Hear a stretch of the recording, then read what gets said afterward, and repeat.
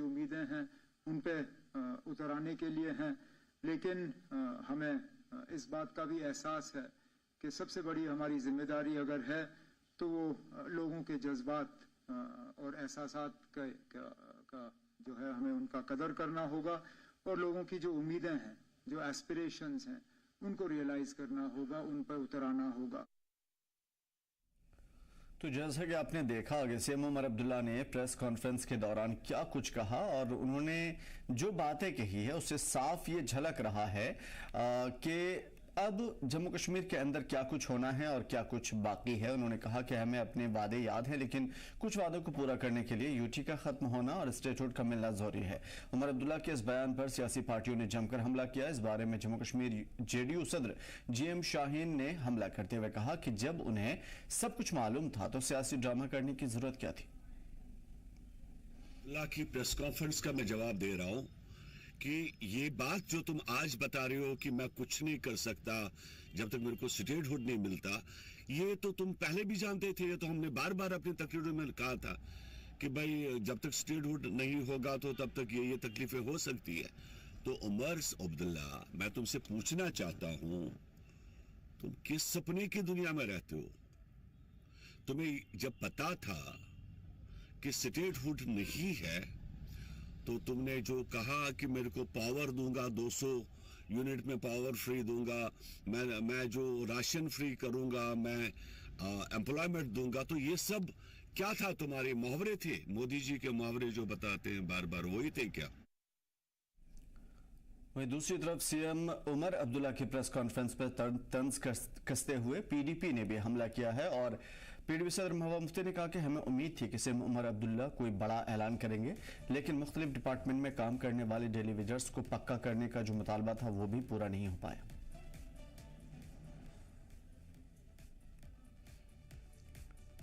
और जम्मू कश्मीर असेंबली में opposition leader Sunil Sharma ने भी सीएम उमर अब्दुल्ला पर निशाना साधा। उन्होंने एक्स पर लिखा कि ऐसे वक्त में जबकि जम्मू कश्मीर घाटी, डोडा, किश्तवाड़ समेत जम्मू कश्मीर में लोगों को बुनियादी सहूलतों की सख्त परेशानी का सामना है, ऐसे में सीएम उमर अब्दुल्ला स्कीइंग करते हुए नजर आ रहे हैं।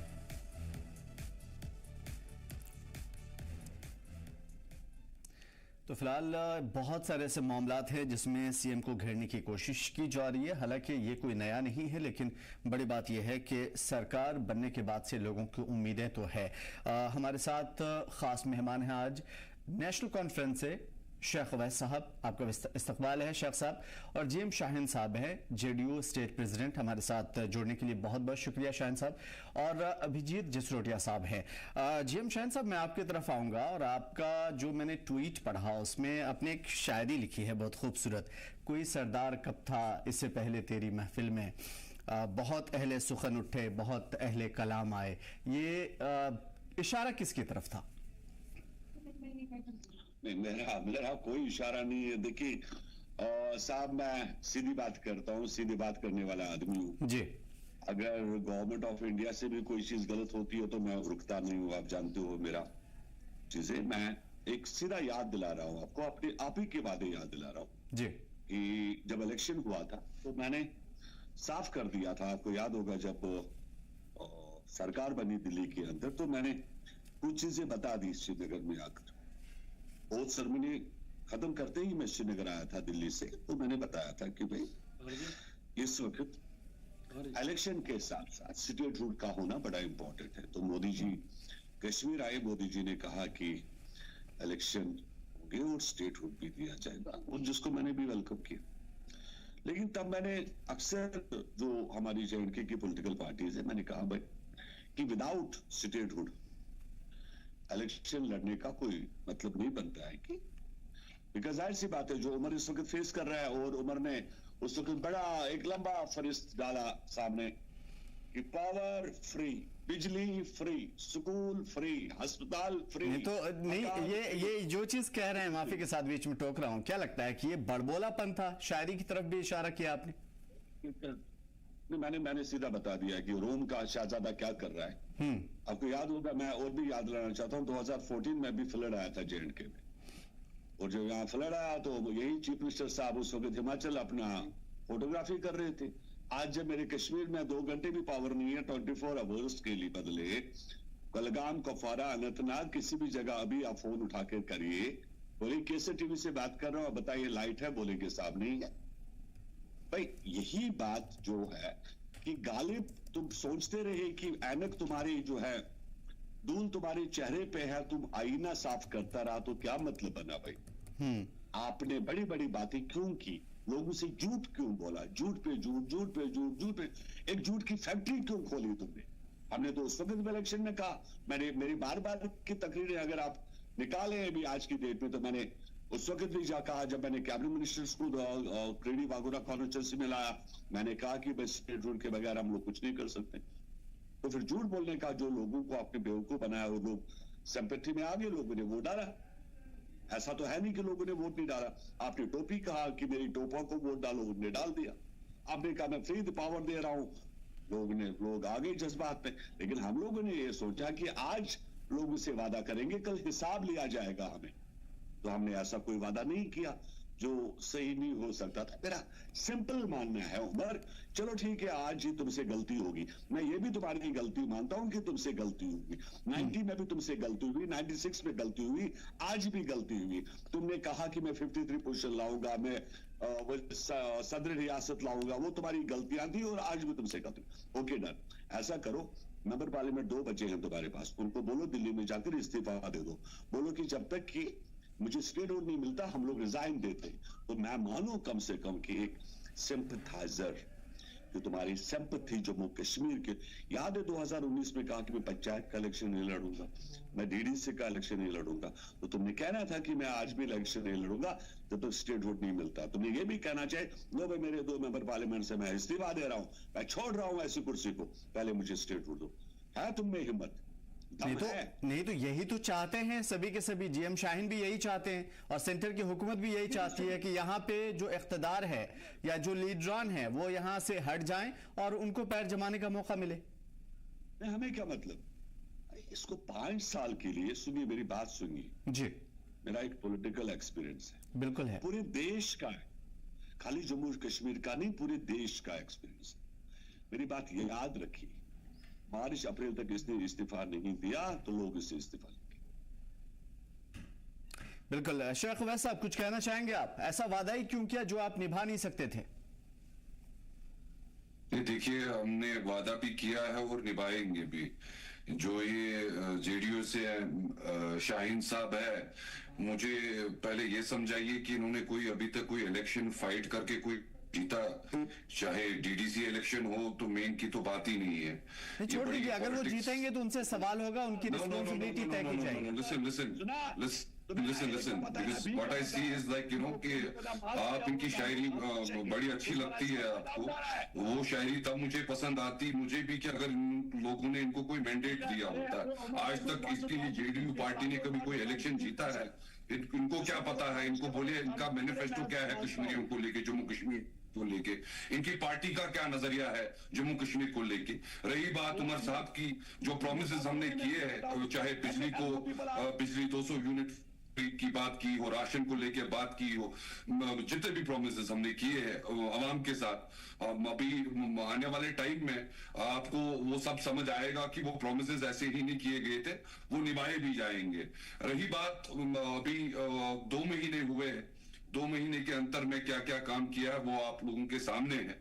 और मैं चाहता हूं शाहिद साहब, आप अपने जी मीडिया की तरफ से आपको वेलकम करना चाहिए, जो आज एंगेजमेंट हमारी सरकार ने, उमर अब्दुल्ला साहब ने, ये मुझे लगता है पूरे देश में पहली एंगेजमेंट ऐसी है जिसमें मीडिया के सामने अगर बिल्कुल। शाहीन साहब मैं आता हूं, आपकी तरफ आता हूं, मुकम्मल आपको टाइम। शेख साहब ने आपको सुना, जिम शाहीन साहब बहुत ही बादब, बिल्कुल आप इनका जवाब दीजिएगा, पूरा मुकम्मल आपको टाइम मिलेगा। शेख साहब को बोलने दीजिए।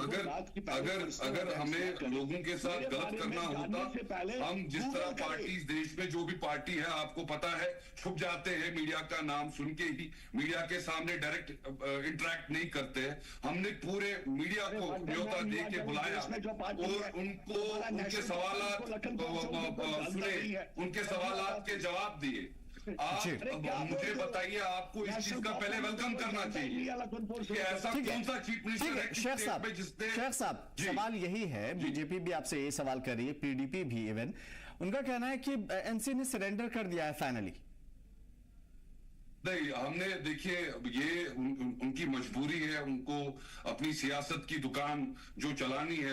आप पीपी की बात कर रहे हैं, ये जो भी आज स्टेट को दो टुकड़ों में डाला गया, चाहे लद्दाख को एक साइड करके, जम्मू कश्मीर को एक साइड करके, एक स्टेट को यूटी को कन्वर्ट करके, ये तो सबसे बड़ा कारण तो पीडीपी का ही है।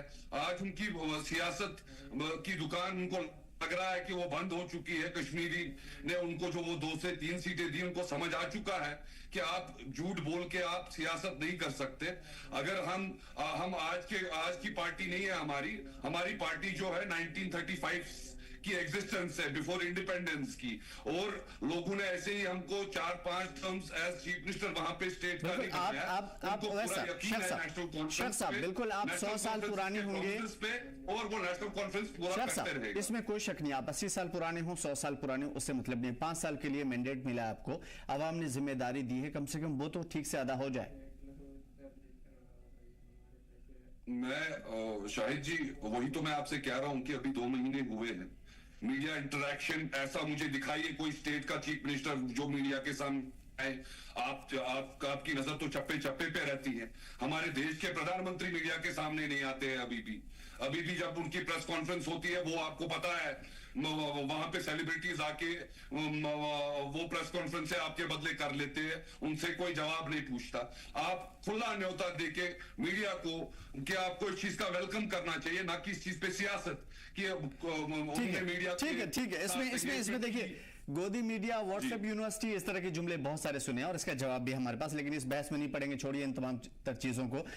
जसरोटिया साहब, मैं आपकी तरफ आऊं, ठीक है, छोड़ दीजिए, कोई बात नहीं, हमारे ऊपर फतवों के तोप चलते रहते हैं, इससे कोई फर्क नहीं पड़ता। वैसे मैं आपकी तरफ आता हूं, जसरोटिया साहब, मैं आपकी तरफ आऊंगा इस सवाल के साथ। ऐसा क्यों लगता है कि सीएम जो है वो अपने पद का फायदा उठा रहे हैं और ऐश कर रहे हैं, अवाम को परेशानी में छोड़े हुए?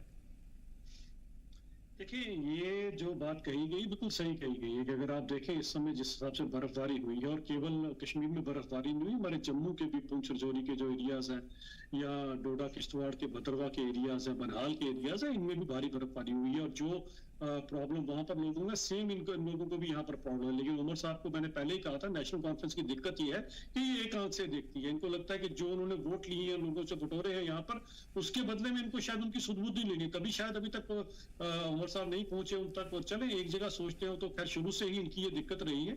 लेकिन हम तो ये चीजें चाहेंगे कि अगर आप कोई भी चीज को, जिस पद के ऊपर आप बैठे हैं, आपको सबको समानता से मिलना चाहिए, समानता के साथ आपको सबके साथ बात करनी चाहिए। रही बात जिस तरह से नेशनल कॉन्फ्रेंस के स्पोक्स पर्सन कर रहे हैं बात करें, मैं समझ सकता हूँ अगर 4-5 अगर आप जिस हिसाब से प्रेस कॉन्फ्रेंस करके अगर आप कर आए हैं बातें, तो मैं तो कहता हूँ कि छोड़िए, आपने वहां तक तो कहाँ पहुंचना, आप हमारे साथ ही जरा 1 to 1 कर लीजिए किसी भी चीज के ऊपर, तो फिर हम देख लेते हैं दूध का दूध और पानी का पानी। हम आपसे जो सवाल पूछेंगे आपके पास जवाब नहीं होगा जनाब।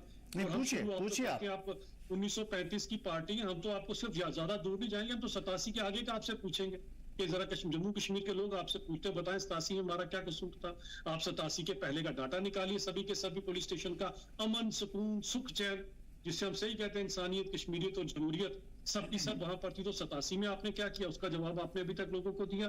क्यों वो बूटा सिंह जी की फोन कॉल आती है, क्यों आपने जीते हुए को हरा दिया, क्यों आपने वो किया जिसके कारण 1.5 लाख आज कब्रें हैं, उसका हिसाब किताब तो आप किसी को देते नहीं है। अब 5-6 सालों में अगर हमने आपको पटरी पर हर एक चीज लाकर दी, तो मैं तो बार बार कहता हूँ, खैर आज आप शेर बड़े सुन रहे हैं, लेकिन तू इधर उधर की बात ना कर, ये बता कि कहां लूटा और कश्मीर कहां लूटा, इसका जवाब तो दो आप लोगों को। जब आपसे पूछा जाता तो आपके पास जवाब कोई नहीं होता। हमने आपको 5-6 साल का रिपोर्ट कार्ड दिया, डे 1 असेंबली का क्या आपको रिकॉर्ड कार्ड नहीं दिया गया? 1.17 लाख करोड़ की जीडीपी 2.34 लाख करोड़ में डबल हो गई। हमने आपको G20 का हिसाब किताब दिया, 2.5 करोड़ के टूरिस्ट का हिसाब किताब दिया, एम्स, IIT, IIM का हिसाब किताब दिया। हमने बताया कि दोनों आंखों से कैसे देखा जाता है, जितना जम्मू में काम हुआ उतना ही कश्मीर में हुआ।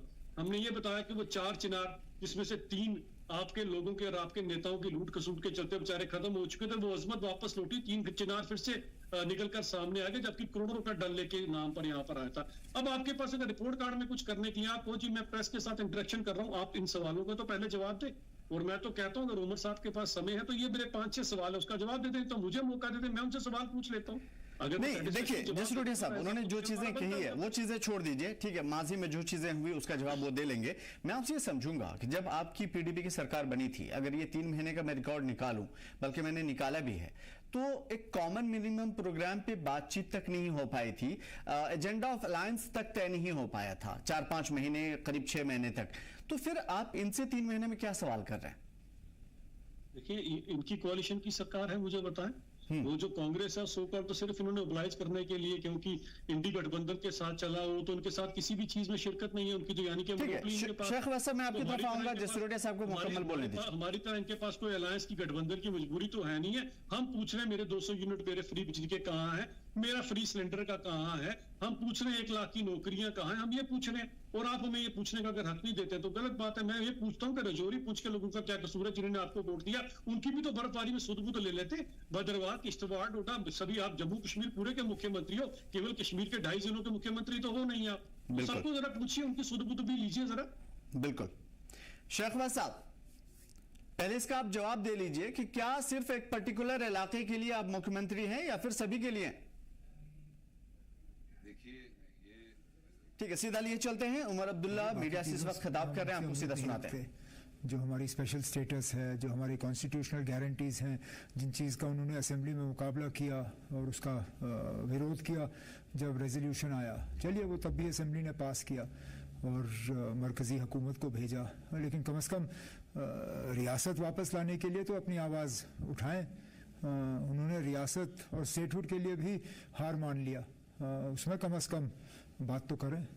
सर 10 सालों के बाद लोगों में एक किरण नजर आई थी सरकार की ओर, लेकिन लोग अभी भी परेशान हैं, क्योंकि परेशान तो होंगे ही, और यहाँ मसलों की कमी नहीं है, लेकिन आप ये भी जानते हो ना आप कि 10 साल के मुतालबे जो हैं 2 दिन या 10 दिन में पूरे नहीं होंगे, वक्त लगेगा, लेकिन हम करेंगे। जैसे मैंने आज प्रेस कॉन्फ्रेंस में कहा, कुछ चीज़ों पे फौरी तौर काम शुरू हुआ है, कुछ चीज़ों में वक्त लगेगा, लेकिन हो जाएगा। शुक्रिया सर, थैंक यू सर। बिल्कुल, बड़े सवाल हैं, और उमर अब्दुल्ला के जो सवाल है मैं जीएम शाहीन साहब से लेने की कोशिश करूंगा कि स्टेटहुड पे शायद आप बात कर लेते, मुतालबात तो आपके भी रहे थे, तो उस वक्त आप आवाज उठा लेते इससे पहले कि आप सीएम को घेरें कम वक्त में।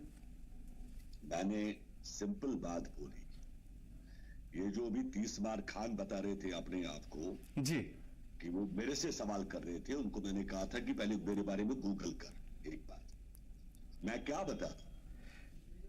देखिए आपकी शख्सियत पे कोई सवाल नहीं है, सवाल यह है कि आपने जो उठाया उस पे एनसी का जो spokesperson I said it with due respect, like I don't know, like you know, because अरे यार प्लीज ठीक है शेख वैसा बोले दीजिए, उसके बाद आते हैं आपकी तरफ। No, I'm not interrupting him. I said it with due respect because I don't know, like, you know, this sort of party or this man has won some election out there. I wanted to know, like, ठीक है शेख वैसा साहब, ठीक है बोलने दीजिए। commentary out there. I want to know who are I have every right to ask. तू क्या प्रधानमंत्री है देश का, भूल जाओ, who are you?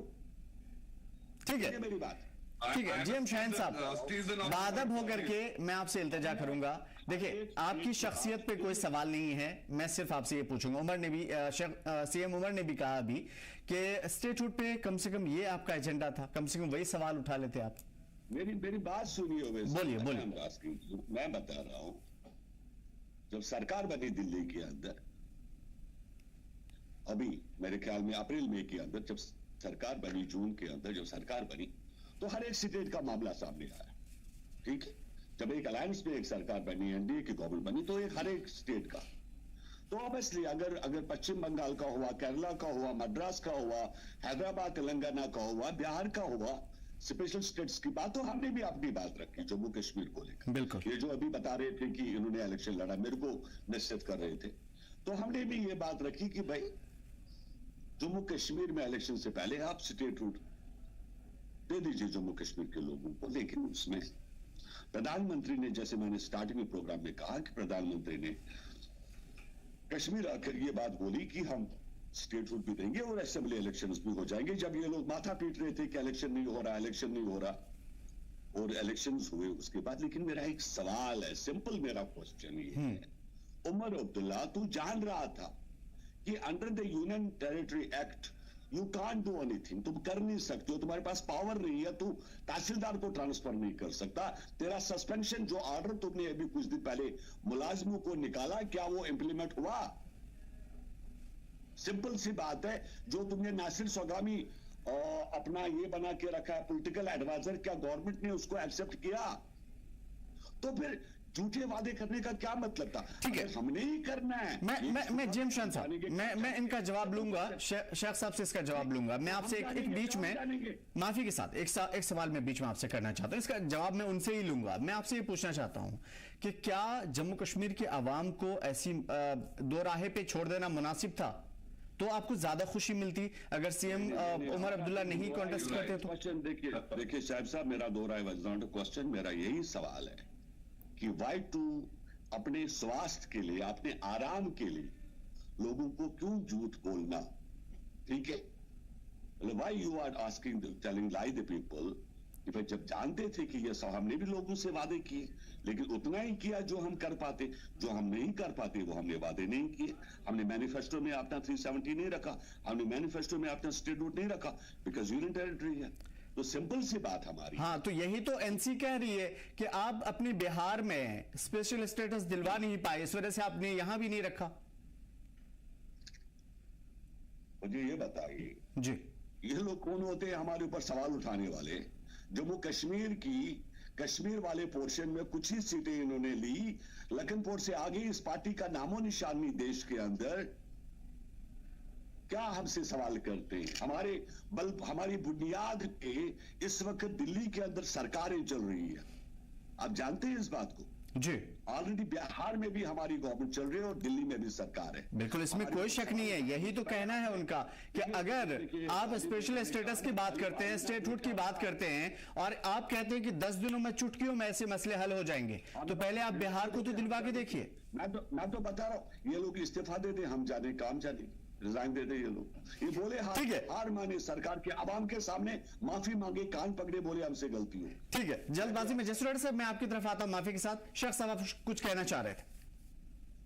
शेख वैसा, मैं शाहीन साहब को कहना चाहता हूं कि आप एग्जैक्टली जो बीजेपी चाहती है वही शाहीन साहब की ये जेडीयू पार्टी भी चाहती है कि नेशनल कॉन्फ्रेंस से कह रहे हैं कि अगर नेशनल कॉन्फ्रेंस को लोगों का मैंडेट मिला है, नेशनल कॉन्फ्रेंस खुद से पावर में तो आई नहीं, हमको लोगों के मैंडेट की इज्जत है, हमने जो प्रोमिसेस किए हैं लोगों के साथ वो हम निभाएंगे।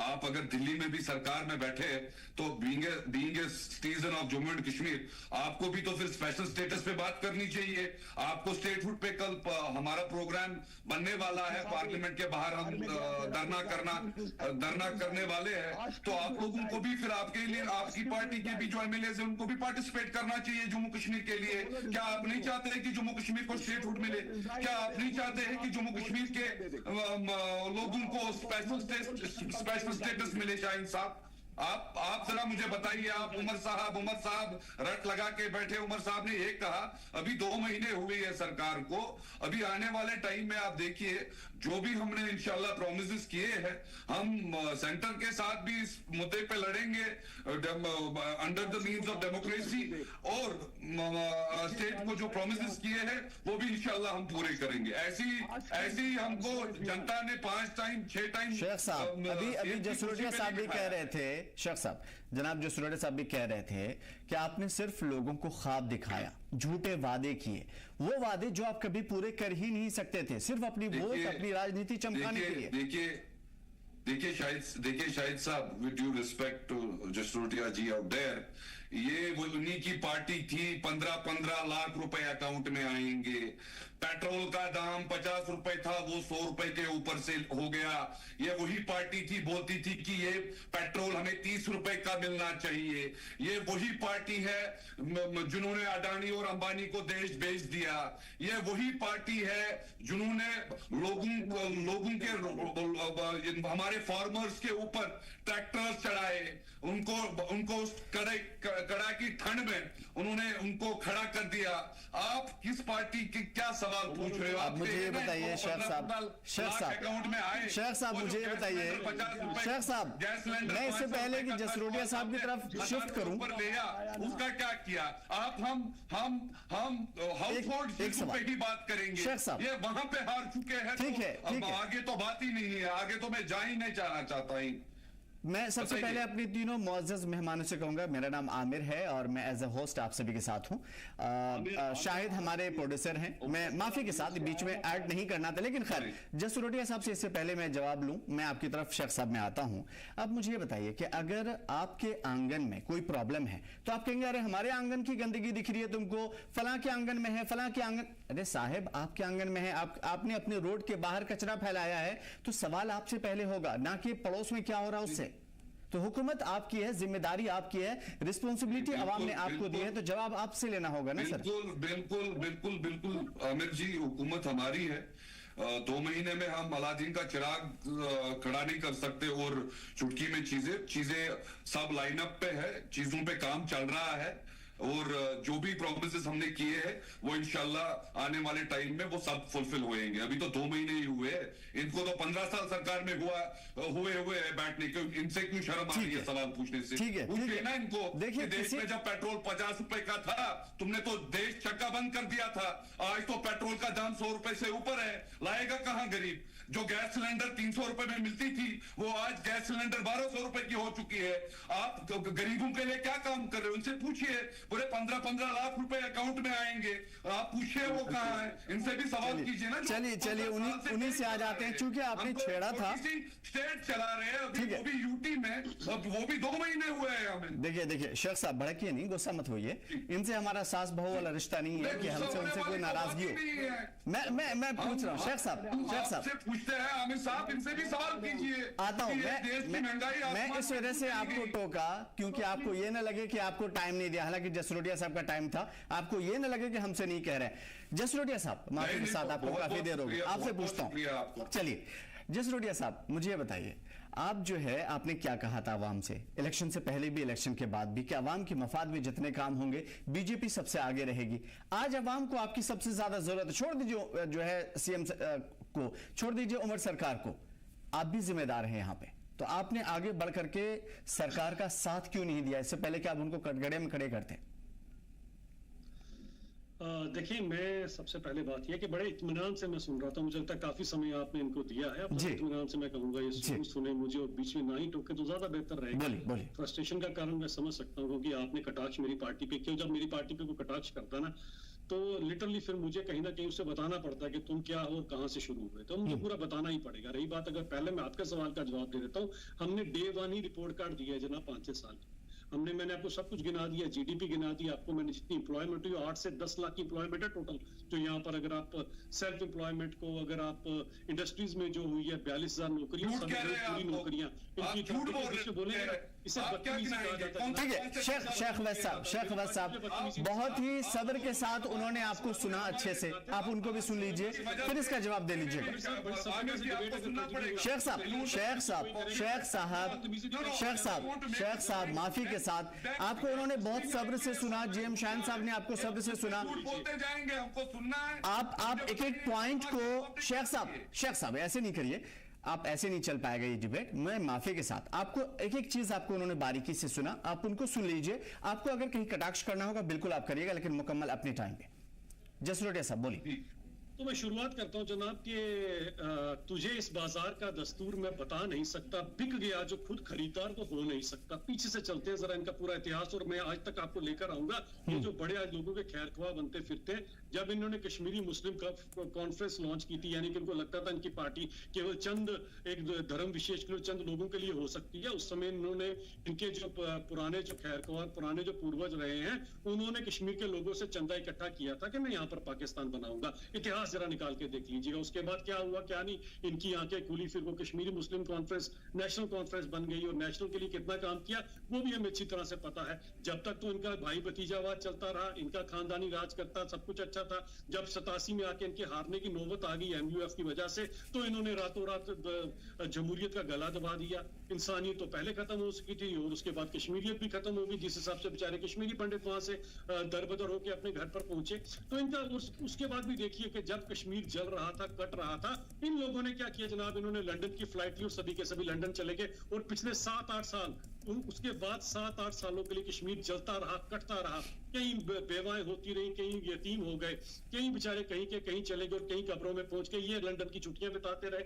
उसके बाद देखिए कौन सी जादू की छड़ी थी, जो ये बोलते हैं हमारे पास जादू की छड़ी नहीं है, लेकिन जादू की छड़ी देखिए कि ये 96 स्थानों में जब वापस आते हैं फिर से सरकार बना लेते हैं जनाब। अब ऐसी कौन सी जादू की छड़ी, जिन लोगों को आप दरबदर करके गए 7-8 साल के लिए, उन्होंने ही आपको मैंडेट दे दिया?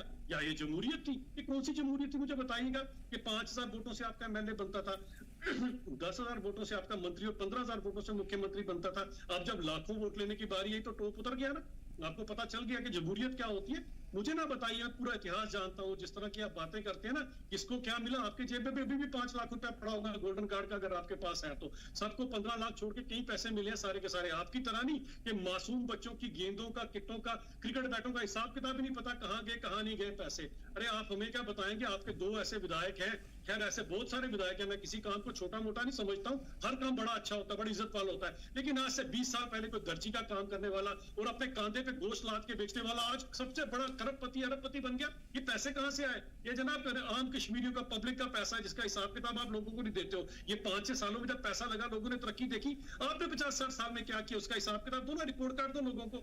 आपको क्या लगता है कि बेवकूफ बना के अगर आपने जिस तरह की सियासत करके चंद सीटें लगी तो क्या करोगे आप लोगों को और ज्यादा गुमराह करने की कोशिश करोगे? सबसे बड़ी पॉलिटिकल पार्टी को बनकर उभरी है जम्मू कश्मीर की तो भारतीय जनता पार्टी। आपकी पार्टी से 1.5 लाख ज्यादा वोट हमने लिए। दुर्भाग्य ये है कि आपने 51-52 से ये काम से देखा हुआ है। जम्मू की पॉपुलेशन 1.5 लाख ज्यादा, 1.5 दर्जन सीटें आप वहां पर ज्यादा लेंगे, वरना सरकार अजवारी होती और जो कारवां अमन और तरक्की का, सुकून का चल रहा होता वो आगे बढ़ता। आज जब आपके ऊपर बात आई डिलीवर करने की, आपके झूठे मैनिफेस्टो के ऊपर, और आमिर साहब आप सुनकर हैरान रह जाएंगे, इनको मैनिफेस्टो की फुल फॉर्म अभी पता लगी है। आज तक ये कहते हैं बहुत बड़ी 1935 की पार्टी है, यानी कि इतनी बड़ी 80-90 साल पुरानी पार्टी को पता नहीं था कि मैनिफेस्टो नाम की कोई चीज होती है, बनाने की जरूरत ही नहीं है जी। ठीक है, मैं शेख साहब से इसका जवाब ले लूंगा। बिल्कुल जसरोटिया साहब, मैं आपकी तरफ आता हूं इस सवाल के साथ, लेकिन जिम शैन साहब, मैं ये सवाल आपसे समझने की कोशिश करूंगा बड़े ही बाअदब होकर के। आप हमेशा जो आपका रिकॉर्ड रहा है, देखिए आप इतने बड़े लीडर हैं, मैं आपकी शख्सियत पे सवाल नहीं कर रहा हूं, हमेशा मैंने आपको देखा है बचपन से कि आप PM मोदी की तारीफ करते हुए नहीं थकते हैं, कहीं भी, चाहे स्टेट में हो या सेंटर में हो, लेकिन जब भी अपने इलाकाई पार्टियों के लीडरान कुछ बेहतर करने की कोशिश करते हैं तो उनका पैर खींचते हुए आप नहीं पीछे हटते। Aamir, see, I respect you with hand foot.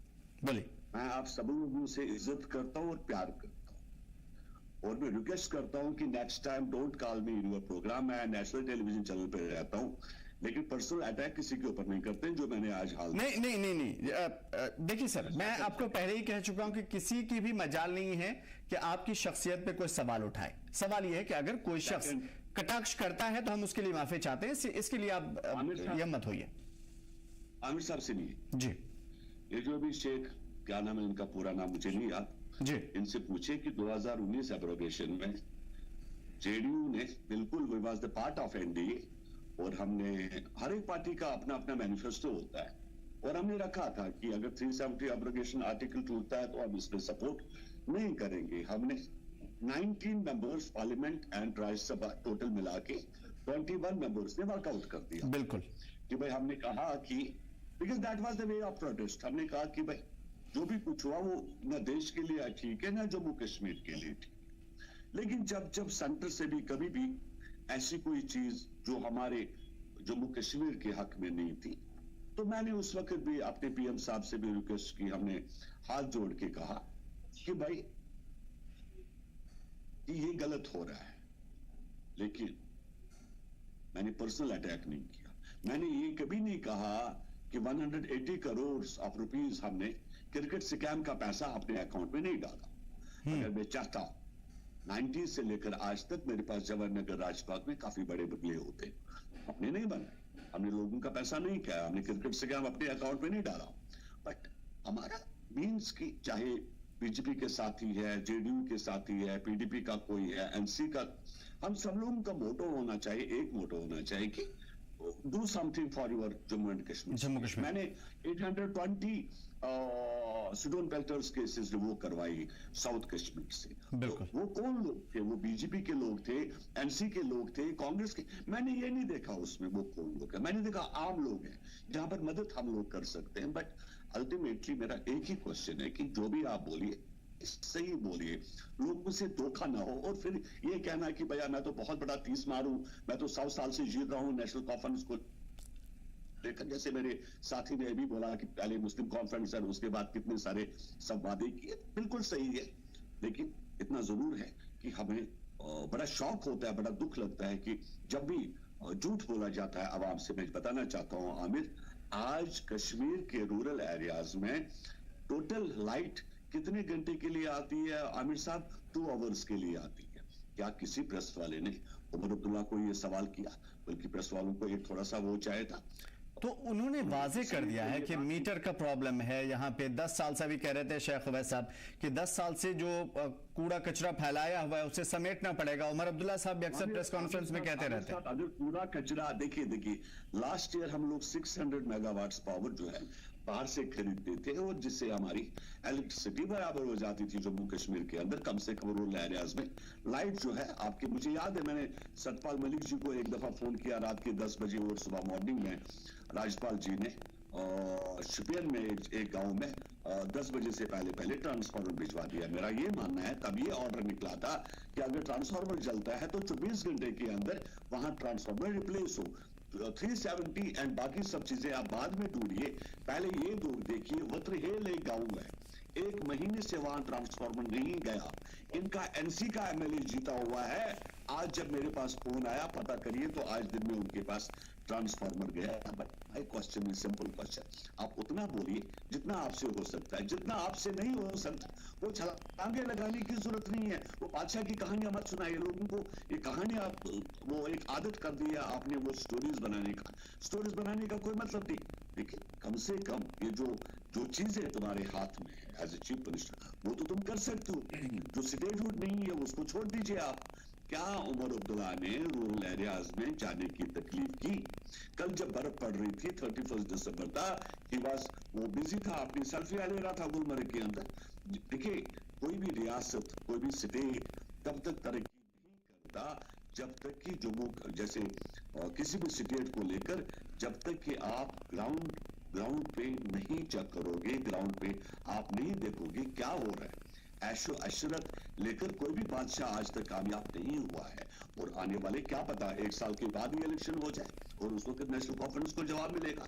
But ultimately आप कम से कम उतना तो कर सकते हैं जितनी चीजें आपके हाथ में है। लेकिन जो चीजें आप इस बात को इनकार नहीं कर सकते कि आज नाइट फ्लाइट्स कश्मीर आ रही है, आप इसको इग्नोर नहीं कर सकते कि आज 25 जनवरी को ट्रेन आने वाली है जम्मू कश्मीर में वंदे भारत। जो चीजें मोदी गवर्नमेंट में हुई बिल्कुल वी अप्रिशिएट, उस चीज को हम सल्यूट करते। जो नहीं भी हुई वो हम बताते हैं कि साहब यहाँ पर ये होना चाहिए। आज हाईवेज का जाल बचा हुआ है जम्मू कश्मीर के अंदर। आज जो है नितिन गडकरी जी ने अभी 3 नेशनल हाईवेज का प्रोजेक्ट जो है, जो अरबों के हिसाब से उतना तो जम्मू कश्मीर का टोटल बजट नहीं है जितना एक हाईवेज के ऊपर हमारा खर्चा आ रहा है। जम्मू कश्मीर में रोड बन रही, ऐसी चीजों को how can you deny the fact? सच्चाई है, लेकिन जो नहीं है वो नहीं है। तो ये ठीक है, मतलब सच्चाई का सामना करना चाहिए, मेन पॉइंट आपका ये है। और साथी दुश्मनी किसी से नहीं है, ठीक है। मैं हर एक आदमी से मैंने हमेशा बड़ी इज्जत से बात की, लेकिन किसी के पर्सनल इसके ऊपर अटैच। शेख उवैस साहब, मैं आपकी तरफ आऊंगा इस माफी के साथ। देखिए आप भी बड़े चेहरे हैं और काफी ज्यादा अच्छा भी बोलते हैं, लेकिन मैं माफी चाहता हूं। हम बहुत बड़े नेटवर्क के जरूर छोटे से हिस्से होंगे, लेकिन किसी को भी इजाजत नहीं दे सकते कि पर्सनल मत बोलिए। आप काउंटर करिए प्लीज। आमिर साहब, बोलिए। With due respect, I said very clearly, with due respect. Respect देके, I genuinely asked. I said because I have no clue. Like that's why I asked. If he has felt bad, I'm really sorry for it, like if he has Sheikh वैसा अगर देखिए बाल की खाल निकाली जाए तो बहुत सारी चीजें देखिए अब बात पूरी कर लीजिए। बाल की खाल निकाली जाए तो बहुत सारी ऐसी बातें निकल सकती है। शेख ओवैस जो रोजाना 10 मीडिया चैनल्स के साथ डिबेट में बैठते हैं, उनको जीएम शाहीन के बारे में नहीं पता होगा, ये पॉसिबल नहीं। छोड़ दीजिए इन सब चीजों को, मुझे सिर्फ ये बताइए। जसरोटिया साहब से शुरू करते हैं। जसरोटिया साहब ने आपके ऊपर सवाल किया था। शेख साहब Amir ji, just relax. I asked him with due respect because he was making a points. I used that term. चलिए बिल्कुल, हमने भी सुना था, आपने किया होगा। That means you are giving that. चलिए कोई बात नहीं, वो हमारी तरफ से हो गया होगा। कुछ आप उस पे कोई पर्सनल अटैक नहीं करते हैं। हाँ। आप बड़े रिस्पेक्टफुली आपने पूछा इनको, if he has felt bad, my point is not making him feel bad. चलिए कोई बात नहीं, छोड़ दीजिए। मैं मान लेता हूं ये मेरी तरफ से गलती होगी जीएम शाहीन साहब से अलहदगी में माफी चालूंगा, वो मैं उनके बच्चे की तरह माफ कर देंगे। मुझे सिर्फ इतना बताइए, जसरोटिया साहब से शुरू करते हैं। उन्होंने कहा कि जमहूरियत, कश्मीरियत, इंसानियत का नारा देने वाले लोग सिर्फ ढोंग करते हैं।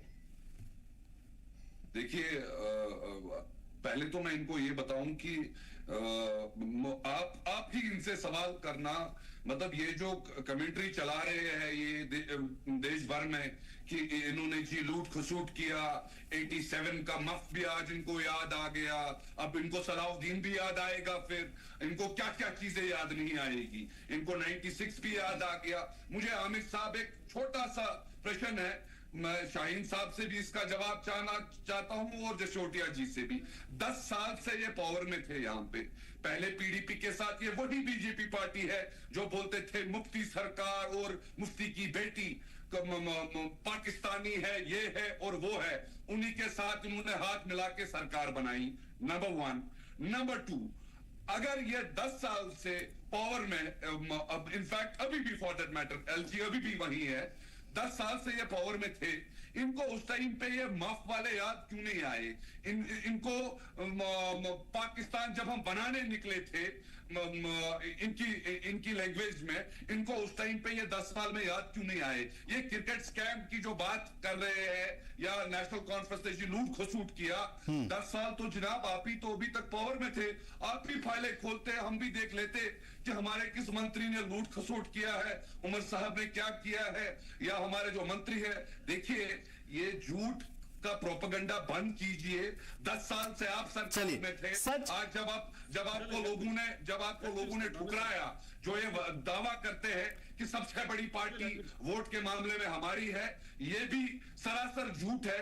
झूठ क्यों है कि हमारा जो था कोलिशन कांग्रेस एंड एनसी, अगर आप एनसी और कांग्रेस के कोलिशन का वोट्स का देखेंगे फिर तो बीजेपी वहां पे लिस्ट में भी नहीं है। तो जो लोगों में ये झूठ बोलना इनको जनाब ओवैस साहब, जब कंपैरिजन किया जाएगा तो पार्टी टू पार्टी किया जाएगा, कोई एक्शन किया। चलिए उसको भी छोड़ दीजिए, मुझे सिर्फ ये बताइए पॉजिटिव वे में अगर मैं आपसे पूछूं तो क्या कुछ किया है 3 महीने में, यही आप गिना दीजिए ताकि मैं उनको, जसरोटिया साहब हैं हमारे साथ जुड़े हुए, मैं उनको सीधा पूछूंगा कि भाई एनसी ने ये किया है, आपको शिकायत किस बात की हो सकती है? 3 महीने में फला काम किया। आमिर जी जी बताइए। पहले आपने सवाल मेरे मुंह में मत डालिए, आप इनसे पूछिए, इन्होंने 1935 से हम पाकिस्तान के तरफ जाना चाहते थे, फिर जी मफ का हमने 87 में किया, फिर जी हम लंदन भाग गए, हमने जी लूटा है कश्मीरियों को। यहाँ पे मैं आपको एक फैक्ट और फिगर के साथ नंबर देना चाहता हूँ। पिछले 60 साल में जम्मू कश्मीर का जो कर्जा था वो 50,000 करोड़ था। कितना था आमिर जी? 2014 तक कितना? 50,000 करोड़।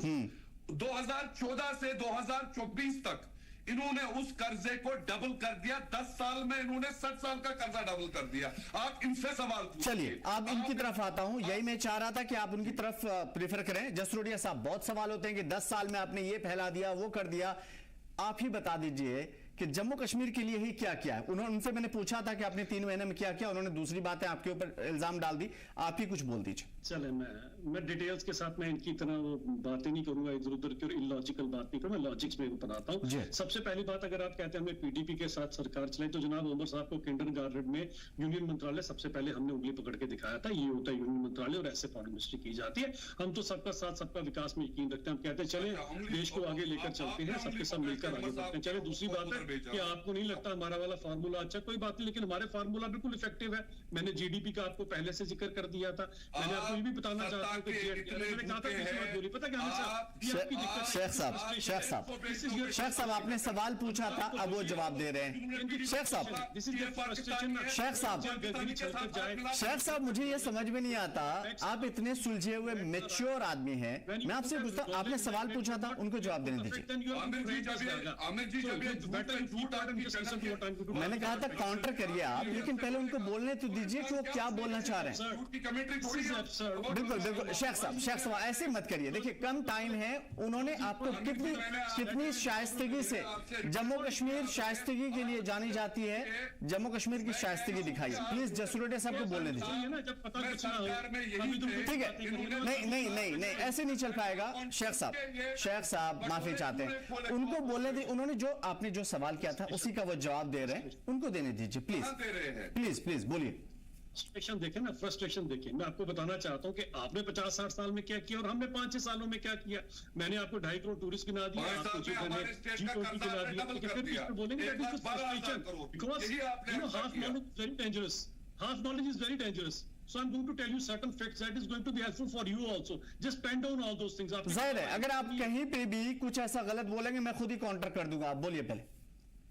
तो सबसे पहली बात आती है, देखो जेएंड के बैंक जिसे इन्होंने घर का लूट खसूट का जो अड्डा बना के रखा था, वो बैंक जो 1129 करोड़ रुपए का बैंक लॉस दे रहा था, आज प्रॉफिट दे रहा 991 CR का। हाँ तो वो तो ठीक है, जेएंड के बैंक से ही शुरू करेंगे, फिर उसके बाद आप बात पूरी रखिएगा।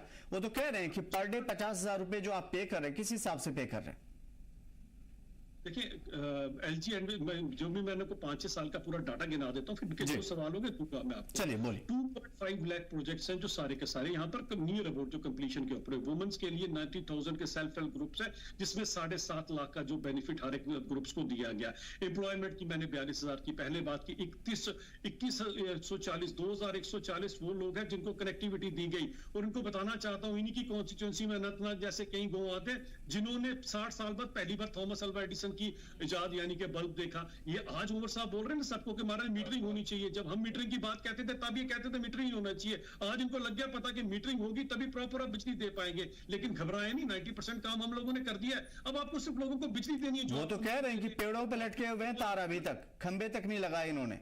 यही तो बात है ना, जो पीछे रह गई थोड़ी सी खामियां उन्होंने पूरी करनी थी। मैंने आपको खुद गिना दिया, आप आंकड़े उठाकर देखिए कि रियासी के कितने गांव हैं, अनंतनाग के कितने गांव हैं, डूरू रामपुर के कितने गांव हैं जिन्होंने पहली बार बिजली देखी है। वो इन्होंने किया था। बिल्कुल ये इसमें कोई शक नहीं है। बिल्कुल कश्मीर पहुंचते, कश्मीर से जम्मू पहुंचते हैं, 8 से 9 टन नेक्स्ट बनी है, वो इन्होंने बनाई। क्या ट्रेन अभी आपको हमारे सर जो तरक्याती जो भी डेवलपमेंट प्रोजेक्ट है, जसरोटिया साहब जो आपने कहा डेवलपमेंट प्रोजेक्ट की बात, और कर्जा कौन सा? वो कर्जा वो है जो आपके पास जो है वो सारे का सारा पैसा आपके खातों में गया, लोगों के पास नहीं गया हुआ। ये जो सारे का सारा है ये लोगों के बीच में पैसा आया है। ये सड़कें बनी है, ये हर घर नल पहुंचा है, जल पहुंचा है, ये डल लेक साफ हुई है, ये लोगों के तरक्की के काम हुए हैं। तो इसीलिए हमें बताएं क्या होगा। शेख वैद साहब जो तरक्की के काम डेवलपमेंट प्रोजेक्ट जसरोटिया साहब गिना रहे हैं वो दिखता भी है ऑन ग्राउंड, ऑन पेपर। मैं आपसे समझने की कोशिश करूंगा, आप तो सवाल उठा देते हैं, लेकिन जम्मू कश्मीर की जो दूरदशा और जो तरक्की के काम हुए हैं जम्मू कश्मीर में, आप भी कहीं ना कहीं तभी जुबान में एक्सेप्ट करते हैं इन चीजों को। आमिर जी, मैं दबी हुई जबान में ना कभी बात करूंगा। मैं जो करूंगा फैक्ट की बात करूंगा। ये अभी 10 रोज पहले की बात है जिस जेएंड के बैंक का ये दावा कर रहे हैं, जब इन्हीं के अभी एलजी शासन में इलेक्शन से पहले 300 करोड़ का जेएंड के बैंक का स्कैम निकला है। इनको उस चीज का जवाब पूछिए। और जो ये ट्रेन की बात कर रहे हैं, ट्रेन मोदी जी ने नियम ने रखा, ट्रेन को हुए आज अब ये 35 साल हो गए। जिस एम्स का ये दावा करते हैं, देखिए ये मनमोहन सिंह के गवर्नमेंट में, नहीं listen to me, Manmohan Singh के गवर्नमेंट में वो उस पर नियम डाली गई। मुझे बताइए इन्होंने किस नए प्रोजेक्ट में नियम डाली जो हम बोलेंगे कि नहीं जी इन्होंने जी नए प्रोजेक्ट्स यहाँ पे इंस्टॉल कर दिए। ये जो लेकिन खैर देखिए मनमोहन सिंह ने, मैं बताना चाहता हूँ जो भी ये काम हुए हैं, ये काम कांग्रेस और नेशनल कॉन्फ्रेंस के दौर में हुए हैं। उस टाइम पे इन चीजों पे नियम डाली गया, काम स्टार्ट तब से चल रहा था इसका काम। चलिए मैं ये इस बात से एग्री करता हूं। कि जो काम आप गिनवा रहे हैं, मनमोहन सिंह के प्रोजेक्ट वहां से शुरुआत हुई। देखिए काम करने भी होते हैं, सिर्फ ऐलान कर देने से कुछ नहीं होता, इसमें कोई शक नहीं कि ऐलान उन्होंने किया था तो वो प्रोजेक्ट हुए नहीं, फिर इनसे पूछिए 35 साल क्यों लगे। सिर्फ काम भी करने होते हैं। एक छोटे से अर्बन रूरल एरियाज में नेटवर्क कनेक्टिविटी आज तक नहीं पहुंची, ऑफ बीट टूरिस्ट डेस्टिनेशन ऐसे ही अधूरे पड़े रहे। सड़कें जो 15 साल 20 साल पहले बनी थी आज तक उसी हालत में रही।